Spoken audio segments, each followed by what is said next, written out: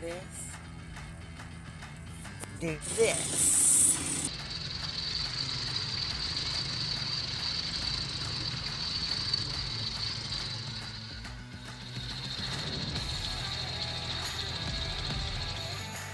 I mean, honestly, like it worked. So like I'm not gonna complain. It got me home. I slept in my car for a couple of hours just to make sure that it cured long enough. And I started with the hairline fracture.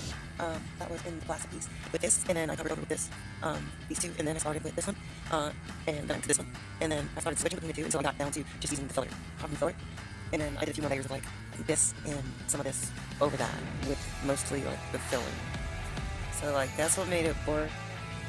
So I think at this point, all I need to do is just like sand it down and make it match, but it's not going anywhere.